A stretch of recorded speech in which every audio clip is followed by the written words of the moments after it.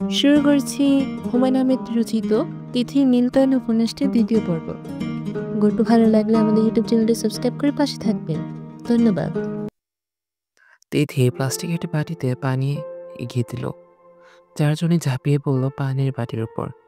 আহা বেচারারা! তৃষ্ণায় নিশ্চয়ই এদের বুক ফেটে যাচ্ছিল। মুখ ফুটে বলতেও পারছিল না। তিথি খানিকটা চাল এনে দিল। খুঁটে খুঁটে চাল খাচ্ছে। পা একসঙ্গে বাঁধা থাকায় আরাম করে খেতেও পারছে না।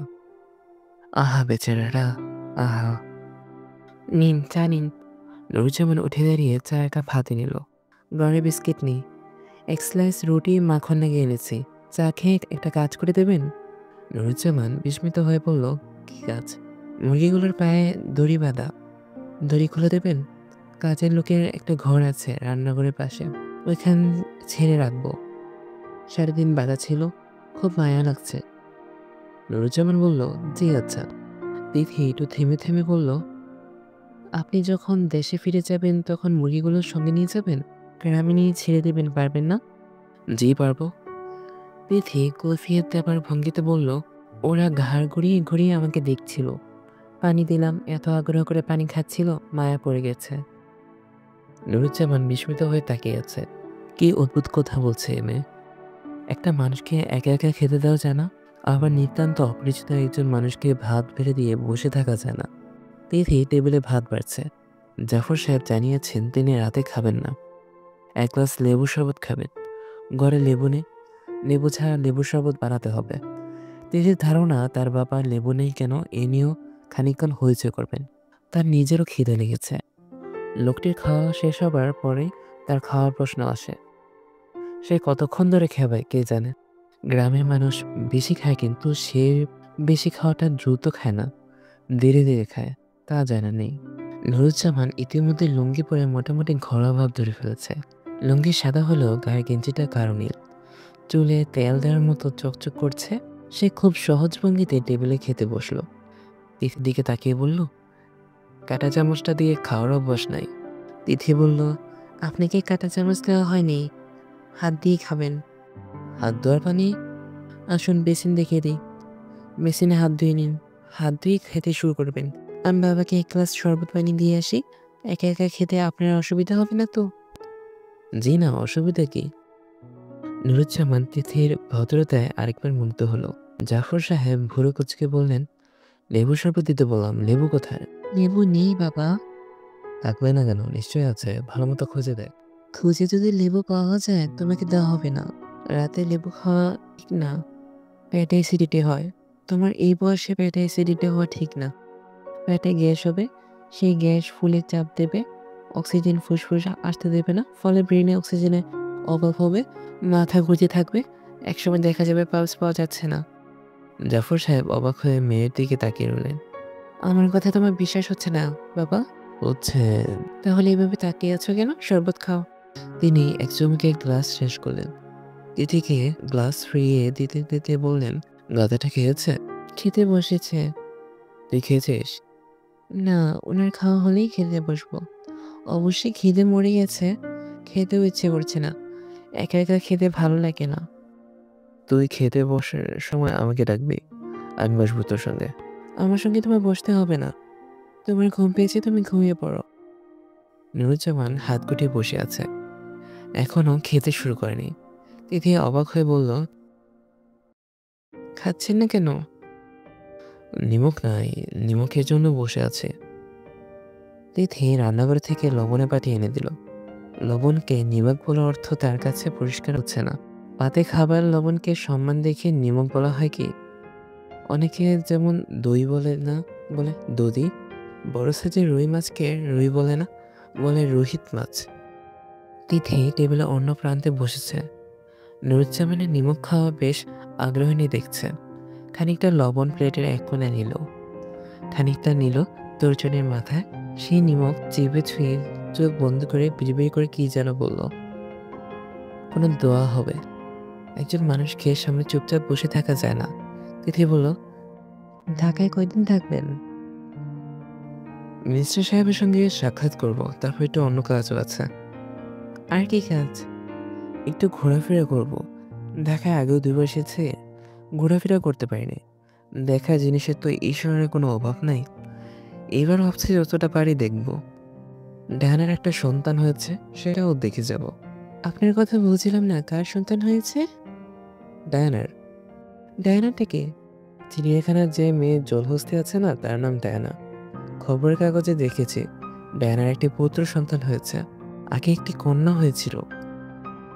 ও আচ্ছা, তাহলে আপনি চিড়িয়াখানা, শিশু পার্ক এইসব ঘুরে ঘুরে দেখবেন। শিশু পার্ক দেখবো না, গতবার দেখে গেছি, ভোরও ভালোই লেগেছিল। ভালো ভালো জিনিস তো বারবার দেখা যায়। তাও ঠিক। খেতে পারছেন? জি পারছি, পারবো না কেন? গ্রাম দেশে এত পদ দিয়ে তো কখনো খাই না। ২টা পদ থাকে, তরকারি ডাল, কোনো কোনো দিন ভাজিয়া ডাল। ঢাকার কাজকর্ম সারাতে আপনার তাহলে কিছু সময় লাগবে? জি লাগবে। আমাদের এলাকার একজন লোক আছে, টেলিভিশনে কাজ করে। ওনার সাথে একটু দেখা করব। ওনার ঠিকানা আনতে আবার ভুলে গেছি। এই নিয়ে একটু দুশ্চিন্তাগ্রস্ত। তবে টেলিভিশন গেলে নিশ্চয়ই ওনার ঠিকানা পাবো। হ্যাঁ, পাবেন। উনি বলেছিলেন ঢাকায় আসলে যেন তার সঙ্গে দেখা করি। পারলে আমাকে একটা সুযোগ করে দিবেন বলেছিলেন। তিথি বিস্মিত হয়ে বলল, কিসের সুযোগ? নুরুজ্জামান সহজ গলায় বলল, আমি পাতায় বাঁশি বাজাতে পারি। উনি শুনে খুব খুশি হয়েছিলেন। তখন ঠিকানা দিয়ে বলেছিলেন, বাচ্চু মিয়া ঢাকায় আসলে দেখা করবেন। আমার ডাকনাম বাচ্চু। আপনি তাহলে একজন পাতাবাদক। ভালো, ভালো। একদিন শোনাবো আপনাকে। পাতা পাওয়া গেলেই হয়, সব পাতায় আবার সুর ওঠে না। শহর বন্দর জায়গায় পাতা পাওয়া মুশকিল। আশেপাশে অসৎ গাছ আছে? জানি না আছে কিনা। আম গাছে পাতা দিয়েও হয়, খুব ভালো হয় না। দেখি অসতের পাতা জোগাড় করব। আছে নিশ্চয়ই, এত বড় শহর থাকার তো কথা। তিথি বলল, আপনাকে এত কষ্ট করার দরকার নেই। যদি গ্রামে কখনো যাই তখন শোনাবেন। আর আপনারা কি কখন গ্রামে যাবেন? আপনারা হয়েছেন শহরবাসী। শহরের নেশা একবার লেগে গেলে গ্রাম ভালো লাগে না। শহরের নেশা বড় খারাপ নেশা। তিথি বলল, তাও ঠিক, তবে গ্রাম খুব খারাপ লাগে না। একবার গিয়ে দাদাজানের সঙ্গে 2 সপ্তাহ ছিলাম। আমি জানি উনি আমাকে বলেছেন, উনি আমাকে খুব স্পেয়ার করেন। ও আচ্ছা, ভুলে গেছি, উনি আপনাকে একটা পত্র দিয়েছেন। বলে দিয়েছেন জরুরি। আমি নিয়ে আসি। নুরুজ্জামান উঠতে গেল। তিথি বলল, খাওয়া শেষ করুন, তারপর দেবেন। নুরুজ্জামান খাওয়া শেষ করলো। খাওয়ার শেষ পর্ব দর্শনীয়। প্লেটে খানিকটা পানি ঢেলে সে পানি প্লেটে পরিষ্কার করে। সে পানি ডালের মতো চুমুক দিয়ে খাওয়া, রীতিমতো গা ঘিনঘিন করার ব্যাপার। তিথি তাকিয়ে আছে বলেই লজ্জিত গলায় বলল, নবী করিম এইভাবে খেতেন, এতে আয়ু বৃদ্ধি হয়। ও আচ্ছা। ঘরে কি পান আছে? মা পান খান, তিনি বাসায় নেই তো, তাই পানের সরঞ্জামও নেই। আচ্ছা, আমি পানের ব্যবস্থা করছি। কিভাবে করবেন? রিসেপশনের লোকজন আছে, ওদের বললে ওরা পান উপরে দিয়ে যাবে। সামান্য পানের জন্য আপনাকে নিচে নামার দরকার নেই। আমাকে নিচে নামতে হবে না, আমি ইন্টারকমে বলে দেব। তিথি কিছু খেতে পারল না। ভাতের গামলা ফ্যানের নিচে এতক্ষণ ছিল বলে ভাত ঠান্ডা কড়কড়া হয়ে গেছে। জীবনও যায় না এমন অবস্থা। তরকারিও কোনোটিতে লবণ হয়নি। নুরুজ্জামান প্রচুর লবণ কেন নিয়েছে তা এখন বোঝা যাচ্ছে। নুরুজ্জামান প্রচুর লবণ কেন নিয়েছে তা এখন বোঝা যাচ্ছে। তিথির খুব ক্লান্তি লাগছে। অনেক কাজ বাকি। টেবিল থেকে থালা বাসন সরানো, পরিষ্কার করা, রান্নাঘরও নোংরা হয়ে আছে। শোবার আগে সব ঝকঝকে না করে রাখলে ভালো ঘুম হবে না। ঘুমের মধ্যে বারবার মনে হয় কি যেন বাকি থাকলো, কি যেন বাকি থাকলো। সব কাজ শেষ করে এক পেয়ালা চা হাতে তিথি বারান্দায় এসে বসল। ঘুমোতে যাবার আগে এটি হচ্ছে তার শেষ রুটিন। ৯ তলার দক্ষিণমুখী বারান্দা, খুব হাওয়া। এক একবার মনে হয় বেতের চেয়ার সহ তাকে উল্টে ফেলে দিচ্ছে। আকাশের কাছাকাছি বাস করবার অনেক সুবিধার একটি হচ্ছে হাওয়ার সঙ্গে খেলার সুযোগ। আজ আবার জ্যোৎস্না হয়েছে। বারান্দায় চাঁদের আলো মাখামাখি। জ্যোৎস্নাটাও বেশ অদ্ভুত। মনে হচ্ছে শুধু বারান্দায় জ্যোৎস্না হয়েছে, আর কোথাও নয়। টেলিফোন বাজছে, উঠে ধরতে ইচ্ছে করছে না। অনেক রাত, খুব আজে বাজে ধরনের কল আসে। আবার মারুফও মাঝরাতে টেলিফোন করে না। ৬০ ভাগ সম্ভাবনা কুৎসিত মন মানসিকতার কোনো মানুষ টেলিফোন করেছে। তিথি টেলিফোন ধরা মাত্র সেই বলবে, আপা এত রাতে পর্যন্ত জেগে আছেন কেন, কি করছেন? তারপরে শুরু করবে অশ্লীলতম কিছু কথাবার্তা। আবার 40 ভাগ সম্ভাবনা হলেও মারুফ টেলিফোন করেছে। টেলিফোন না ধরা মানে সেই সম্ভাবনা আগ্রহ করা। তিথি তা পারবে না। তিথি কেন, কোনো মেয়েই পারবে না। তিথি টেলিফোন ধরে ভয়ে ভয়ে বলল, হ্যালো। তিথি, হুম। তোমাদের টেলিফোন নষ্ট নাকি বলো তো? সন্ধ্যাবেলা অনেকবার চেষ্টা করলাম। সন্ধ্যাবেলা টেলিফোনের লাইন খোলা ছিল। ও আচ্ছা, তুমি এখনো ঘুমাওনি? না, করছিলে কি? বারান্দায় বসে জ্যোৎস্না দেখছিলাম। জোছনা আছে নাকি? হুম। তোমার গলার স্বর শুনে মনে হচ্ছে খুব ক্লান্ত। কিছুটা ক্লান্ত তো বটেই, অনেক কাজ করলাম, রান্নাবান্না, ঘর গোছানো। তোমার মা এখনো আসেনি? তোমার মাকে খুব রাগী মহিলা? তাকে দেখে কিন্তু মনে হয় না। মা মোটের রাগে মহিলা না, তার সব রাগ শুধু বাবার উপর, আর কারোর উপর তার কোনো রাগ নেই। তোমার মার প্রসঙ্গে কথা তোলা তুমি আবার রাগ করনি তো? না, আমার সবচেয়ে ভালো গুণ হলো আমি কখনো রাগ করি না। কারো উপর রাগ করো না? কারো উপর তোমার রাগ হয় না? হয়, তবে আমার একটা টেকনিক আছে। ওই টেকনিক ব্যবহার করে রাগটাকে অভিমানে নিয়ে যাই, তারপর খানিকক্ষণ কাঁদি, অভিমান দূর হয়ে যায়। তুমি দেখে একবারে ভয়ের ভাষায় কথা বলছো। সত্যি কি এরকম করো? হ্যাঁ, করি। কিভাবে কাঁদো, ভেবে করে না নিঃশব্দ কান্না? ছোটবেলায় ভেবে করে কাঁদতাম, এখন নিঃশব্দে কাঁদিতে চেষ্টা করি। পারি না। কি করি যেন, বাথরুমে ঢুকে যাই। আমার একটা খুব নরম নীল রঙের তোয়ালে আছে, ওই তোয়ালেতে মুখ ঢেকে কাঁদি, যাতে কান্নার শব্দ কেউ শুনতে না পারে। পানির ট্যাপ ছেড়ে রাখলেই হয়, পানি পড়ার শব্দে কান্নার শব্দ ঢাকা পড়া পাটি। দিদি হাসতে হাসতে বলল, আমার হচ্ছে নিউ তোয়ালে টেকনিক। সবাই টেকনিক তো একরকম না। তোমার কি ঘুম পাচ্ছে দিদি? না, সারা রাত কথা বলতে পারবে? অন্য কারোর সঙ্গে পারবো না, তবে তোমার সঙ্গে পারবো। বেশ, আজ তাহলে সারা রাত কথা বলবো। কত মানুষ কত ধরনের রেকর্ড করে, আমরা সারা রাত ননস্টপ কথা বলে রেকর্ড করব। রাজি আছো? আছে। বেশ, তাহলে শুরু করা যাক। প্রথম বাক্যটি কি আমি বলবো? বলো। তুমি এত ভালো কেন তিথি? তিথির চোখে পানি এসে গেল। টেলিফোনের এই এক সুবিধা, কথা বলতে বলতে চোখে পানি এসে গেলেও ওপাশের মানুষটা বুঝতে পারবে না। হ্যালো তিথি, হ্যালো, আমার কথা কি শুনতে পাচ্ছ? হ্যালো। তিথি বলল, শুনতে পাচ্ছি। হ্যালো, হ্যালো তিথি, হ্যালো।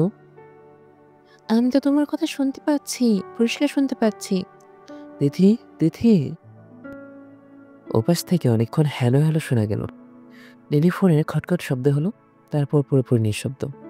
নষ্ট টেলিফোন থেকে শোষ যে আওয়াজ হয় তাও হচ্ছে না। তিথি আবারও বারান্দায় এলো। এখন আর চারটা দেখা যাচ্ছে না।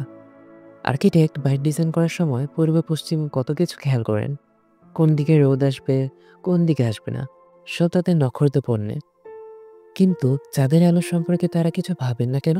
চাঁদটা কি অনেক গুরুত্বপূর্ণ না? এমন একটা বারান্দা কি তারা বানাতে পারে না, যেখানে যতক্ষণ চাঁদ থাকবে ততক্ষণ চাঁদের আলো থাকবে? তিথির হাই উঠছে, বিছানায় যেতে ইচ্ছে করছে না। মনে হচ্ছে আজ রাতে তার ঘুম হবে না, তাকে জেগে থাকতে হবে। তিথি নিজের ঘরে ঢুকে দরজা বন্ধ করলো। বাথরুমে গা ধুলো। শীত নেমে গেছে, পানি কনকনে ঠান্ডা। ইচ্ছে করলে গরম পানি মিশিয়ে নিতে পারে, ইচ্ছে করছে না।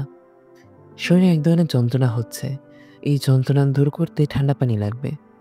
বিছানায় শুতে গিয়ে তার মনে হলো দাদাজানের চিঠিটা পড়া হয়নি। খাবার ঘরের টেবিলে চিঠিটা পড়ে আছে। চিঠির যদি প্রাণ থাকতো তাহলে সে নিশ্চয়ই বলতো, এই যে তিথি, এখনো তুমি আমাকে পড়ছো না কেন? এত কিসের অবহেলা? তিথির গায়ে নাইটি।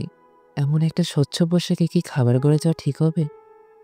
যদি হুট করে ওই লোকটা খাবার ঘরে ঢুকে পড়ে, এই পোশাকে তার দেখলে লোকটা কি ভাববে কি জানে। হয়তো তার ছোটখাটো একটা স্ট্রোক হয়ে যাবে। বসার পরে কেউ নেই। তিথি চিঠি নিয়ে শোবার ঘরে ঢুকে গেল। তিথি দাদাজান লিখেছেন, তিথি সোনামণি, বয়সের এক পর্যায়ে মানুষ পরিত্যক্ত হয়, আমি সেই পর্যায়ে পৌঁছে আছি। আমার সঙ্গে এখন সবাই বিরক্তি উৎপাদন করে। নিজের পুত্র-কন্যারাও এখন আর আমার পত্রের জবাব দেয় না। তাহারা পত্র পাঠ করে কিনা সে বিষয়ে আজ আমার সন্দেহ হয়। তোমার বাবাকে গত ৪ মাসে মোট ৬টি পত্র দিয়াছি। সে একটিরও জবাব দেয় নাই। তোমার কথা সতরন্ত। গত ৪ মাসে আমি ৩টি পত্র দিয়েছি। তুমি ৩টি যে শুধু জবাব দিয়েছ তাই না, নিজ থেকে একটি পত্র লিখিয়াছ। তোমার পত্রগুলি বারবার করিয়া পড়িয়াছি এবং বড়ই তৃপ্তি লাভ করিয়াছি। তোমার পত্র পাঠে মনে হয় তুমি তোমার জীবনের নিয়া বড়ই চিন্তিত। এত চিন্তিত হইবার কিছু নাই। যাহা ঘটিবার তাহা ঘটিবে। আল্লাহ পাক মানুষকে সীমিত স্বাধীন সত্তা দিয়া পাঠাইছেন। আমাদের কাজ করিতে হবে। এই সীমিত স্বাধীনতা, মূল চাবিকাঠি তাহার খাতে। কাজে এত চিন্তা করিয়া কি হইবে? যাহা হোক, আমি তোমাকে আধ্যাত্মবাদ শিখাইতে চাই না। সবকিছুর একটা সময় আছে। আমি শুধু তোমাকে মন স্থির রাখিবার উপদেশ দিতেছি। মনটাকে কাটা কম্পাসের মতো হইতে হইবে। কম্পাসের কাটা সাময়িকভাবে না রাখাইতে পারে, তবে তাহার দিক কিন্তু ঠিকই থাকে। এক্ষণে অন্য এক বিষয়ের অবতারণা করছি। নুরুজ্জামান ছেলেটিকে ভালো করিয়া লক্ষ্য করো। আমার অত্যন্ত পছন্দের ছেলে। তাহার কাজকর্ম নির্বোধের ন্যায়, তবে সে নির্বোধ নয়। তাহার মন কম্পাসে কাটার ন্যায় স্থির। এই সমাজে যাহা সচরাচর দেখা যায় না। তুমি গত চিঠিতে জানিতে চাহিয়েছিলে কোন ধরনের ছেলে তোমার বিবাহ করা উচিত। নুরুজ্জামান হচ্ছে সেই ধরনের ছেলে। আমার ধারণা নুরুজ্জামানের মতো একজনের সঙ্গে তোমার বিবাহের ফল অত্যন্ত শুভ হইবে। আমি সরাসরি নুরুজ্জামানের কথাও বলতে পারতাম, বলিলাম না, কারণ তোমার বাস্তবতা আমি জানি। আমার পত্র পাচ্ছে রাগ করিও না বা বিরক্ত হইও না। আমি যাহা ভালো বিবেচনা করিয়াছি তাহা বলিয়াছি। বাকি চিঠি তার পড়তে ইচ্ছে করছে না। তিথি চিঠিটা দলা পাখি কারবারের দিকে ছুঁড়ে মারল। দাদা জানে বুদ্ধিবৃত্তি কি পুরোপুরি গেছে?